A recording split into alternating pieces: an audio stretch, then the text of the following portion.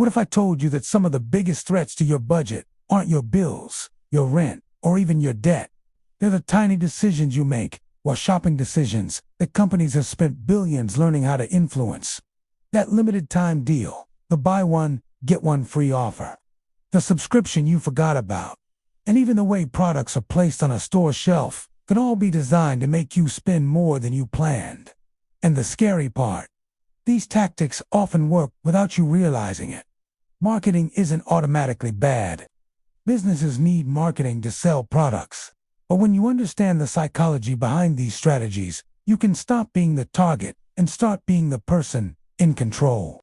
Today, we're breaking down 7 sneaky marketing tricks that could be quietly draining your bank account. More importantly, I'll show you how to recognize them before you pull out your wallet. Because saving money isn't always about making more money. Sometimes, it's simply about keeping the money you already have. And if you're serious about getting better control of your finances, you'll want to stick around until the end, because we'll also talk about how you can use paycheck-planner.ai to create a spending plan that gives every dollar a purpose. Let's start with one of the oldest tricks in the marketing playbook: urgency. You've probably seen messages like, "Only 2 left," "Sale ends tonight," "Last chance," or "This price disappears in 10 minutes." The goal is to make you feel like waiting is dangerous. When you believe an opportunity is disappearing, you're more likely to act emotionally instead of logically. And that's exactly what marketers want.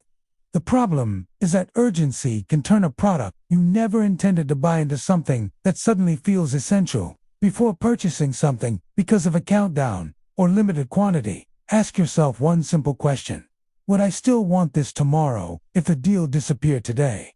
If the answer is no, walk away. Another powerful strategy is creating a 24-hour waiting period for non-essential purchases. You might discover that the desire disappears once the emotional pressure is gone. Remember, a real financial opportunity should fit your budget, not force you to abandon it. A discount isn't saving money if you weren't going to buy the item in the first place. The smartest shoppers don't just look for deals. They know when to ignore them. The second trick is one of the most powerful words in marketing: free. Free shipping, free trial, free upgrade. Buy one, get one free. The problem is that free often changes how your brain evaluates value. Suddenly, spending $40 to receive something free feels better than spending $20 on the thing you originally wanted. Subscription companies understand this extremely well. A free trial can get you through the door, and then automatic billing keeps the money flowing long after you've forgotten about the service. That doesn't mean every free offer is bad. It means you need to understand the conditions attached to it. Before accepting a free trial, immediately check the cancellation date and recurring price. Set a reminder several days before the trial ends. And when you see buy one, get one free, calculate whether you actually need to. Paying for something you don't need just because the second item is free isn't a financial win. It's still spending. One of the best habits you can develop is separating the word free from the word valuable. They are not the same thing. Your goal isn't to collect the most free stuff. Your goal is to make spending decisions that support your financial goals. That's where having a clear paycheck-based spending plan can make a huge difference. Marketing trick number 3 is anchor pricing. This happens when a company shows you a higher original price next to a lower sale price, making the discount look enormous. You might see something listed at $100 and marked down to $59. Your brain immediately focuses on the $41 you're supposedly saving. But here's the question: is the product actually worth $59? The original price becomes an anchor that influences your perception of value. Retailers can also use phrases like regularly $199 or was $129 to make the current price feel irresistible. The key is to stop asking, "How much am I saving?" and start asking, "How much am I spending?"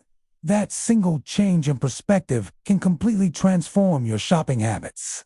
If you plan to spend $30 and find something discounted from $80 to $45, you didn't save $35, you spent an unexpected $45.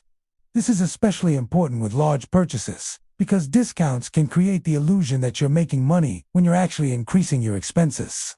Before buying, Compare prices from multiple retailers, check historical pricing when possible, and most importantly, return to your original budget. If the purchase wasn't planned, a discount doesn't automatically make it responsible. A good deal is only a good deal when it fits your financial plan. Marketing trick number 4 goes deeper than price. It targets your emotions and identity.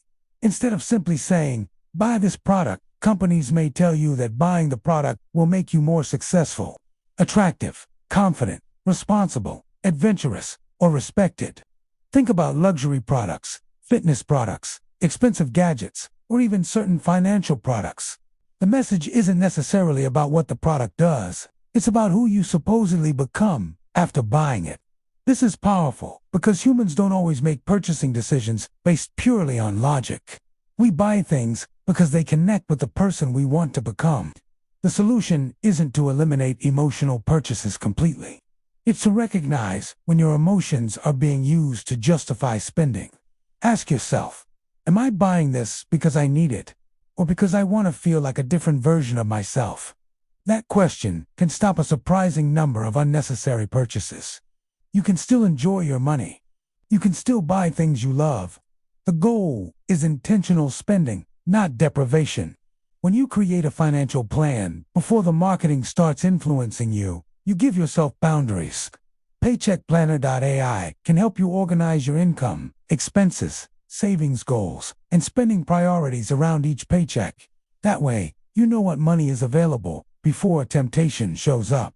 Number 5 is the checkout trap. You've decided what you want, you're ready to pay, and suddenly you see, customers also bought. Ad protection for just $9.99. Upgrade for only $5 more. Complete your purchase with this accessory. Each individual offer may seem small, but stack several of them together, and your original $30 purchase can suddenly become $55 or $70. This works because once you've already committed to buying something, spending a little more feels less painful. Marketers know that momentum is powerful. The best defense is deciding your maximum spending amount before you start shopping. If you're buying a $500 laptop, determine your maximum budget before entering the checkout page. Then, refuse to let optional accessories redefine that number. Another important strategy is separating necessities from convenience. Do you actually need the extended warranty? Is the premium version necessary? Can you buy the accessory somewhere else for less? And never assume that the checkout page is showing you the best option. Sometimes it's showing you the most profitable option for the company. Your financial plan should determine what you can afford, not the checkout screen.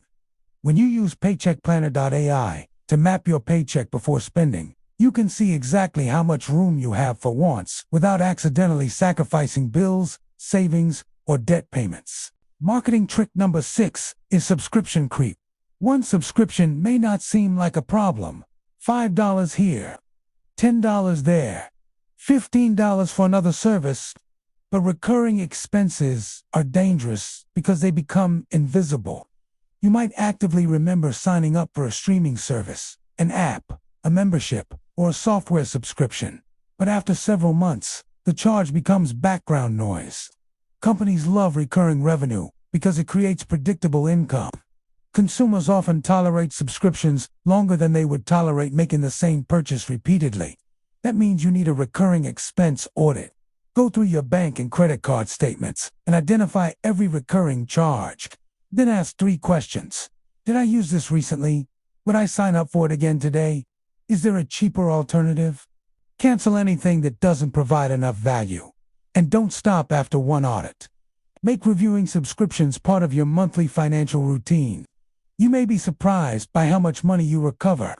Even $50 per month adds up to $600 per year.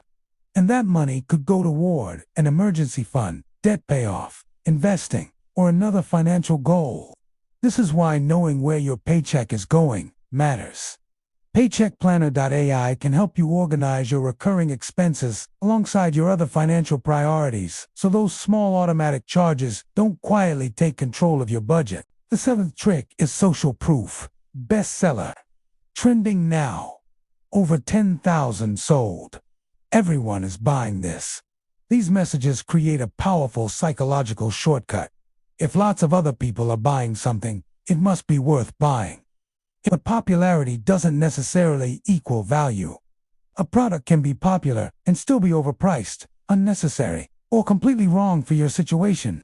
Social proof becomes especially powerful on social media, where influencers, testimonials, viral videos, and sponsored content can make a product feel like something you absolutely need. Before purchasing something, because everyone seems to have it, step back and ask, would I want this if I had never seen anyone else using it?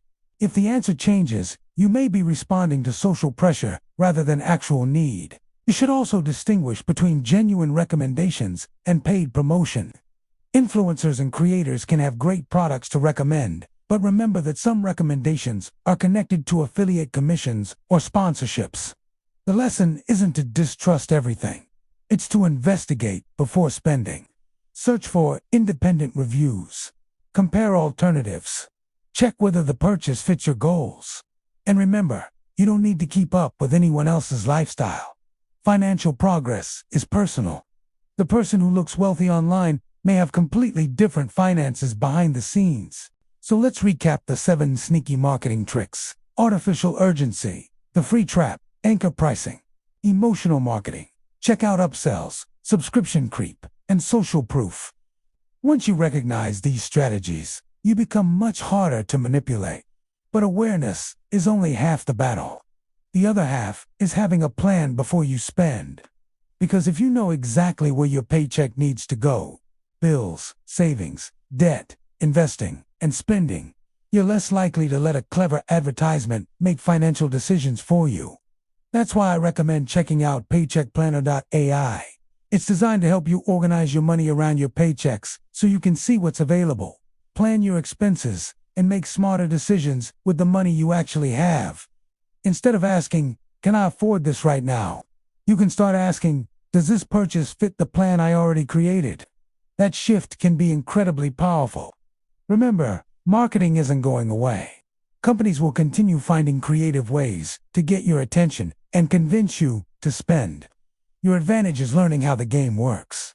So before your next purchase, pause, question the offer, check your budget, and make the decision on your terms.